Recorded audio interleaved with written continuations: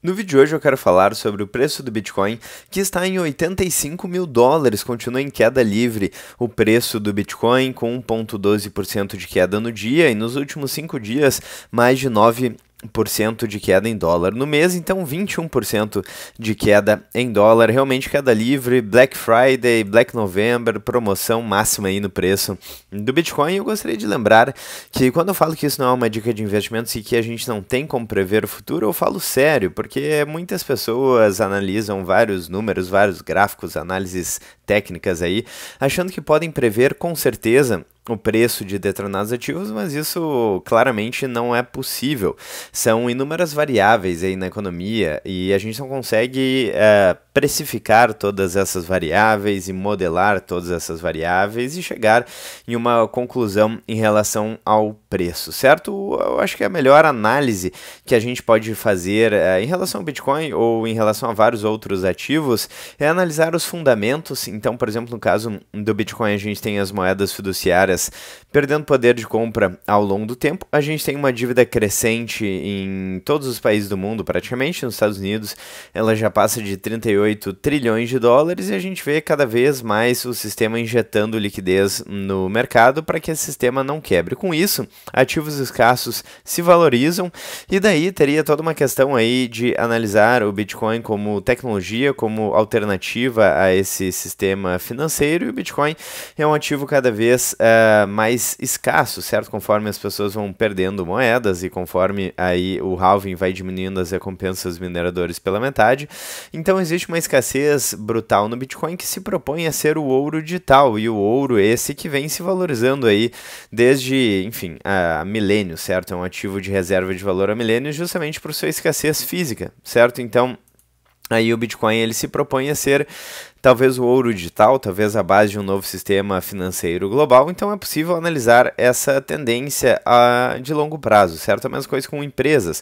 A gente consegue observar, por exemplo, se uma empresa é boa, se ela paga bons dividendos, se ela resolve um problema real no mercado e por aí vai, né? Então as tendências de longo prazo elas conseguem ser identificadas, mas no curto prazo fica muito difícil prever aí exatamente o que vai acontecer. Por isso a gente sempre faz esse disclaimer aqui no canal de que não é uma dica de investimento e de que a gente não tem como prever o futuro. Mas quando a gente olha aí no longo prazo, essas teses mais baseadas em fundamento, elas costumam fazer muito sentido, né? Então, por exemplo, desde o início... Opa, eu cliquei no botão errado aqui. Desde o início, então, o Bitcoin já se valorizou muito, o ouro também, né? Então, ativos que têm algum fundamento, eles costumam se valorizar no longo prazo, muito embora a gente não consiga prever com exatidão o que vai acontecer neste momento especificamente, né? Mas então, feito todo esse disclaimer longo aí, eu gostaria de dar uma olhada com vocês aí em algumas possibilidades, certo? Umas possibilidades de preço para o Bitcoin, alguns suportes, alguns alvos aí, considerando a continuação dessa correção, que é uma correção bastante forte, certo? Bom, o que eu ando observando aí de players do mercado é que tem muitos players grandes no mercado, o Smart Money aí entrando, aproveitando a promoção, entre aspas, aí no Bitcoin, e eu vejo muito medo no mercado, principalmente no varejo de uma maneira geral, né? Se a gente pega o Fear and Greed Index, por exemplo, vamos atualizar aqui, está em 11, e historicamente quando o Fear and Greed Index cai para 10, 11, geralmente o preço tende a corrigir bastante nos próximos dias, certo? Então é um ponto interessante de observar, e na verdade o único motivo real, porque a gente vê vários ativos se valorizando, SP500 subindo, ouro subindo, prata subindo, então o único motivo talvez que possa explicar aí uma certa queda no Bitcoin é um gráfico que eu mostrei no último vídeo aqui no canal, vou subir um pouquinho, que é a questão dos ciclos, certo? Então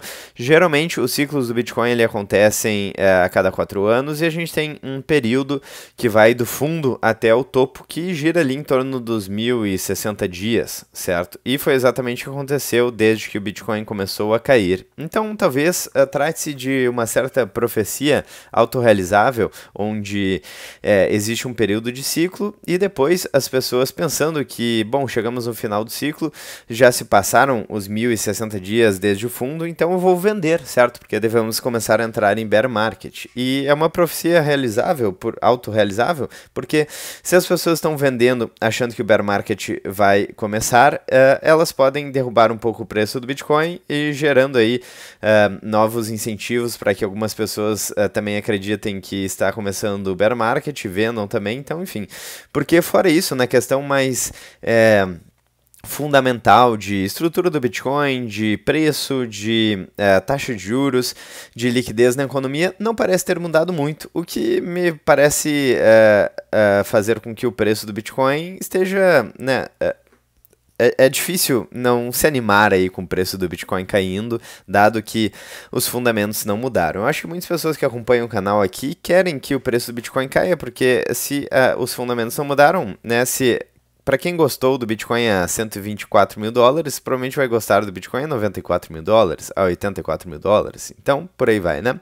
Bom, então qual que é o ponto principal do vídeo aqui? Eu perguntei para o ChatGPT na versão 5.1, a última versão aí do ChatGPT, até onde o preço do Bitcoin pode cair, considerando que o preço agora está em 85 mil dólares. Bom, então levando em consideração vários indicadores, várias, questões técnicas aí de gráfico, de fluxo de ETFs, no script histórico dos ciclos, gráfico ali que eu mencionei anteriormente, com zonas claras aí, com 1060 dias desde o fundo, então fechando ali um ciclo que é tradicional para o Bitcoin, alguns cenários aqui, né?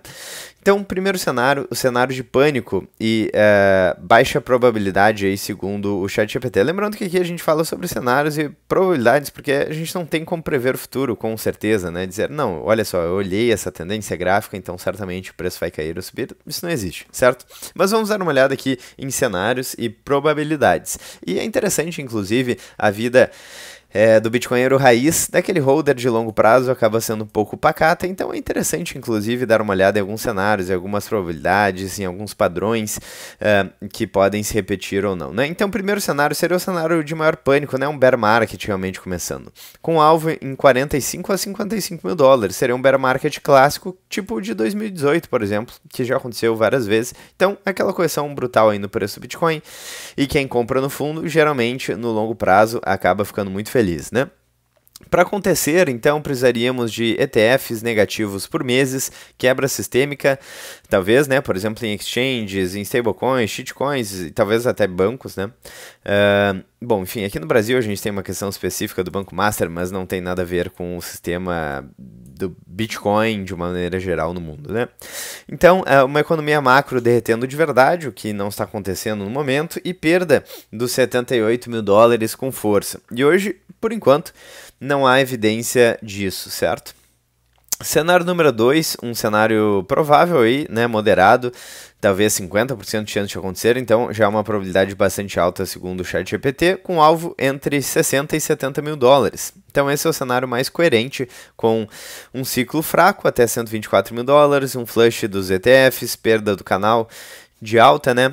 O fechamento aí de um gap também que aconteceu recentemente ali na faixa dos 90 mil dólares, liquidez global ainda subindo, Saylor comprando, né? Grandes instituições acumulando. Eu acho difícil cair muito com grandes players acumulando, mas enfim, seguindo aqui então, seria uma correção equivalente a 45 a 50% desde o topo, ou seja, é totalmente normal aí no Bitcoin pós-topo e é um fundo estrutural talvez um pouco mais provável. Lembrando que este ciclo aí de valorização do Bitcoin, ele foi mais tímido do que os outros, né? Então, vamos ver, do fundo ao topo, em torno de 600% de valorização em dólar, o que é muito pouco, né? Comparado com outros ciclos, tivemos mais de 1.700, mais de 3.000% de valorização em dólar e por aí vai, né? Então, é realmente uma valorização bastante tímida e talvez a gente veja, em função disso, uma queda mais tímida, né? Mas a gente fica na dúvida, porque de fato o preço do Bitcoin vem caindo bastante nos últimos dias. É realmente, quem achou que o Black November, né, Black Friday, seria nos cursos aí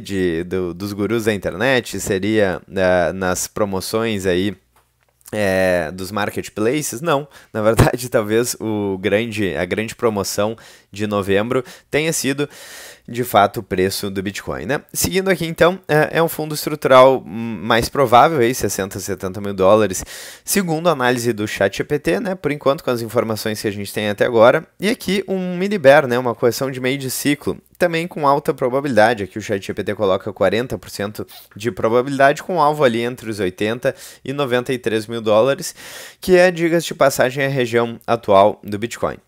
Então esse seria o Bitcoin repetindo 2013 e 2019, com um flush mais agressivo, um medo extremo, ETFs vendendo no curto prazo, o preço voltando para uma zona, entre aspas, justa aqui, né?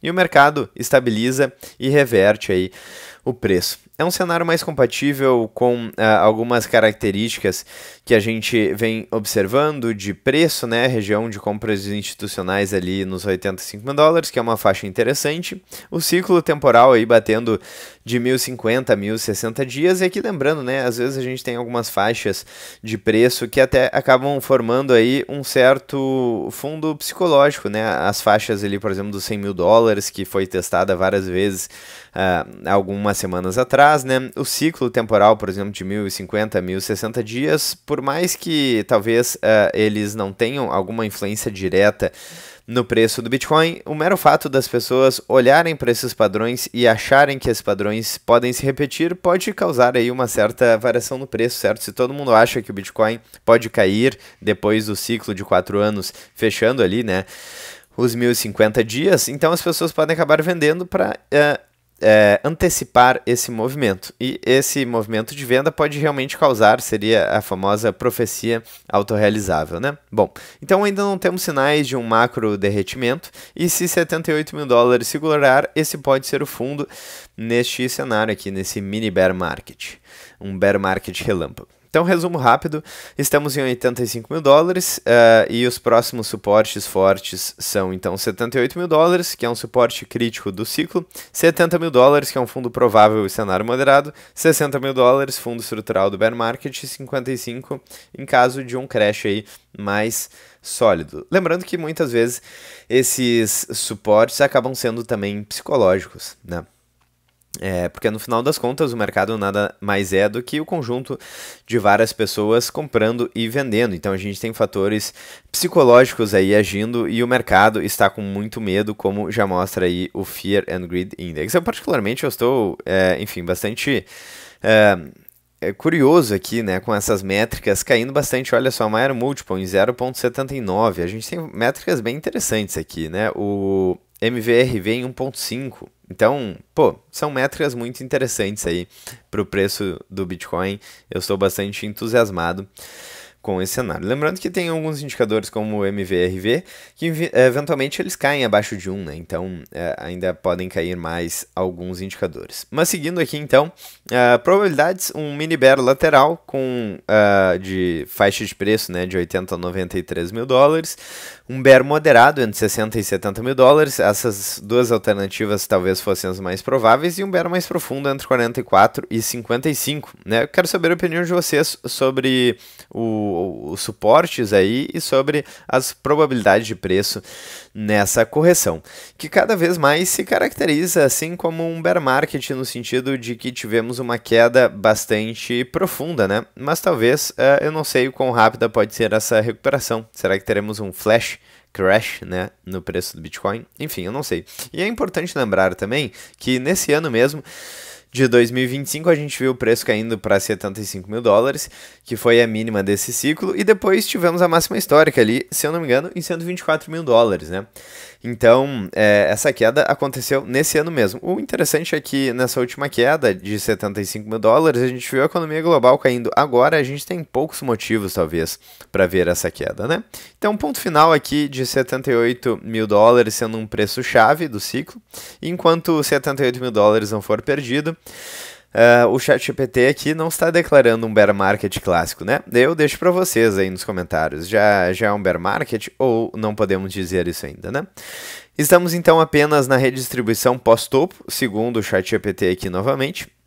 E se 78 mil dólares cair com força, com alvo direto entre 60 e 70 mil dólares, daí a gente pode ver esse novo patamar de preço, né?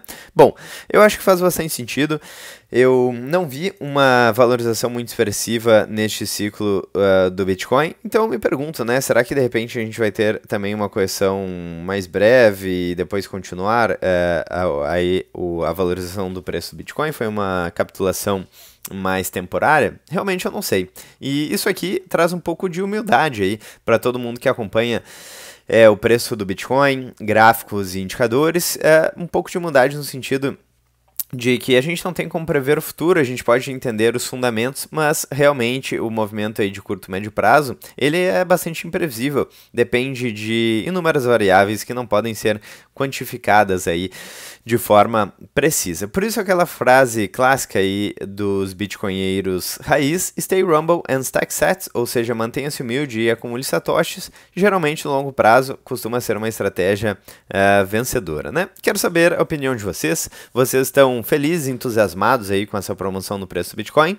Ou vocês estão preocupados, de repente acabou o caixa, né? Vocês até queriam comprar mais Bitcoin em promoção, mas não tem mais dinheiro para isso, já compraram tudo que podiam? Ou de repente vocês gostariam de vender o Bitcoin aí para fazer uma compra de algum ativo físico? De repente querem trocar de carro, querem pagar o boleto, querem pagar o condomínio aí, pagar o aluguel, certo? Então aí depende realmente, é muito pessoal esse sentimento, porque depende do que você está querendo fazer no momento. A única coisa que eu poderia dizer é o seguinte: se você está realmente muito preocupado com este cenário, de repente você deveria avaliar um pouco mais aí a sua exposição à volatilidade, certo? Porque existem ativos que são mais arriscados, outros que são mais voláteis, né?